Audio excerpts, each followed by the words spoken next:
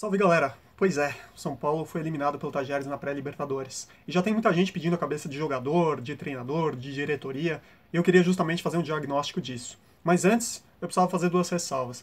A primeira é que eu não tenho todos os bastidores e o contexto de como é que foi o trabalho, do que foi pedido pelo treinador para os jogadores, enfim, de todas as condições lá. E a segunda é que eu respeito demais a trajetória de cada um desses atletas e desses profissionais, diretoria, comissão técnica que estão lá. Sei que são todos pais de família, que estão ali trabalhando o melhor, o máximo que podem, mas eles estão numa posição pública e que a gente, por isso, pode fazer algumas críticas e eu vou tentar dar o meu diagnóstico do que eu consigo enxergar para tentar dar uma opinião e de repente vocês julgarem se tem um culpado ou não nessa situação. E para começar, eu queria começar do micro para o macro, que são os jogos do Tajeres que a gente conseguiu ver, até um diagnóstico da situação do São Paulo que já vem por um pouco aí de 3 meses, 4 meses, enfim, já vem perdurando por um tempo. Então, se a gente olhar para o histórico que foi esse último jogo do Tajeres, a gente viu que a diretoria e a comissão, eles falaram que o jogo contra a Ponte Preta, que foi o jogo anterior, era uma espécie de treino para esse jogo. Então a gente vai ver aí duas mudanças. Primeira, Araruna, que foi, no caso, Bruno Pérez, que jogou contra o Tajeres, e o Nenê, que também na posição dele foi o Diego Souza que jogou. E aí são posições e características um pouco diferentes. O Sérgio Roberto, uma espécie de. O Araruna, uma espécie de Sérgio Roberto do Barcelona. Faz aquela função de volante, faz a função de lateral direito. No momento defensivo, preenchia como lateral direito, e no momento ofensivo, ele já estava ali como um volante pela direita, que até gerou alguns problemas de transição defensiva, que a Ponte não conseguiu aproveitar, bolas nas diagonais, nas costas do lateral, mas que já tem uma característica diferente de preenchimento de meio de campo que o Bruno Pérez não tem, apesar do Bruno Pérez estar preenchendo muito mais o meio e não fazendo os overlaps do lateral. E o segundo, o Nenê, que tem uma característica um pouco mais de segundo atacante, ele não é nem aquele centroavante, nem um meia, nem um ponta, né, mas ele tem uma característica de armação muito maior do que o Diego Souza, que era meia, só que tem se consolidado e veio para o São Paulo como um atacante. Então, quando a gente vê essas mudanças para o jogo contra o Tajeres, a gente vê que isso vai sobrecarregar o meio. E isso agrava o fato do Hernanes, que não estava bem fisicamente, estar ali sozinho. Então isso já foi um grande problema, uma imagem que viralizou ali na internet, que cabia ali o discurso do Bolsonaro no meio-campo do São Paulo, mostra o retrato do que tem sido o São Paulo nos últimos meses. Não só nesse jogo, é um retrato pontual de um momento do jogo, mas que com certeza a gente pode ver ao longo de todo esse trabalho do Jardine, que é a falta de conexão, a falta de talvez transição ofensiva, talvez no momento ofensivo, a falta de amplitude dos laterais subirem, e aí também eximindo qualquer atleta de culpa em relação a isso. Eu não sei até que pontos isso e as ordens são ordens de fato do Jardine, ou se são movimentações e ideias e decisões dos atletas em campo, mas fato é que o São Paulo estava sem meio de campo. Isso se agrava muito, até pelo estilo do Jardine, de ser um cara de construção de jogo.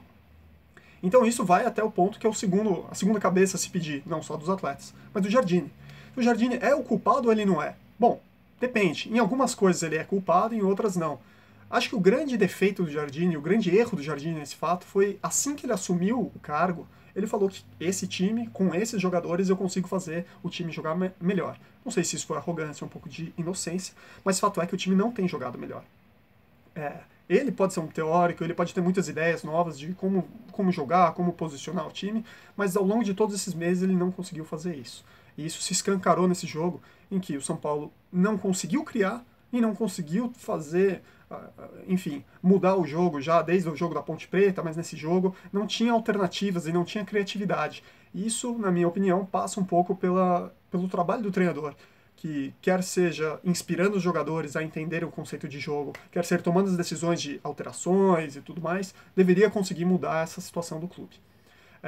E o terceiro ponto seria talvez a diretoria, que muita gente vai culpar por talvez colocar ali o Jardine numa posição que ele ainda não estava pronto, mas eu entendo que o Jardine, a partir do momento que ele fala que a equipe vai jogar melhor sob a tutela dele, comprou essa responsabilidade e acreditou. Da mesma maneira que o Loss no Corinthians, a diretoria acreditou. A diretoria quer um futebol talvez mais propositivo, um futebol mais ofensivo, que o Jardine promete, pelo menos. Né? A gente não conseguiu ver ele entregar, pelo menos até o momento, no profissional.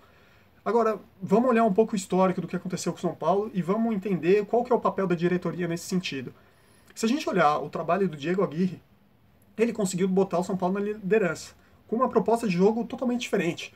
É um time fechado, jogava atrás e tinha as válvulas de escape do lado com o Everton e com o Rojas. Foi assim que o São Paulo conseguiu chegar na Libertadores, na liderança do Campeonato Brasileiro, perdão. Com um estilo de jogo fechado e com velocidade. A partir do momento que os jogadores se machucaram, seja o Everton e o Rojas, o São Paulo perdeu o grande diferencial do clube, o grande diferencial do time. E isso fez com que o quê? Com que o São Paulo caísse de produção, caísse da liderança e assim subsequentemente cortasse a cabeça do treinador. Quando o Jardine assume, ele tem uma característica totalmente diferente. E a gente espera um jogo mais propositivo. Só que a gente não consegue enxergar isso nas peças que o São Paulo tem. E quando o São Paulo perde um jogador como Lisiero, por lesão, ou um Luan para a seleção, a gente percebe que falta profundidade para o elenco do São Paulo. E aí vem a minha principal crítica para todo o departamento. Eu não estou personificando em ninguém, mas vai desde a pessoal da análise de desempenho, que vai fazer a análise dos atletas e que vai propor, de repente, um nome sul-americano. O São Paulo é um time grande, o São Paulo é um time que consegue contratar, que é um clube que qualquer jogador nas Américas gostaria de jogar, por exemplo. Será que não tem algum jogador para suprir essas carências? Um primeiro volante que, de repente, apareça e faça a saída de bola, que seja um bom construtor por trás, que ofereça linhas de passe e com os passes dele consiga quebrar linhas dos marcadores? Será que não tem um outro jogador, um estilo box-to-box, como o Hudson, ou pelo menos melhor ou igual ao Hudson, que tem um dinamismo no meio-campo? Será que esses jogadores do elenco atual conseguem suprir as carências e o estilo de jogo que o Jardine quer? Pois é, essa é uma das grandes dúvidas e uma dos grandes questionamentos que eu acho que pode ser feito para a diretoria. Não necessariamente ter colocado o Jardine nessa posição, mas dar ferramentas para os treinadores. E isso tem sido uma grande questão que a gente vê desde a época do Rogério Ceni, quando já extirparam ele basicamente de jogadores como David Neres, como Luiz Araújo, Thiago Mendes, enfim. O São Paulo precisa ter peças de reposição e eu entendo que cabe à diretoria dar essas ferramentas para o treinador conseguir executar seu trabalho. Resumo da ópera. Eu acho que tem a culpa nos atletas, no treinador e na comissão técnica e na diretoria. Cabe a você julgar qual deles é mais responsável ou não. Fato é que uma mudança, seja de treinador, seja de mudança de atletas ou até da diretoria, não vai conseguir mudar esse cenário do São Paulo. Então, na minha opinião, entendo que precisa de uma mudança um pouco mais estrutural em todos esses lados. Não é um Muricy, não é um Rogério Ceni ou qualquer outro treinador que tem mencionado, Cuca, Osório, Luxemburgo, que chegando numa posição do São Paulo vão conseguir mudar isso, pelo menos no longo prazo. Bom, essa é a minha opinião, espero que vocês tenham curtido. Eu não sou o dono da verdade, mas adoraria escutar os comentários de vocês, críticas e sugestões. Beleza? Valeu, gente, um abração. Fui!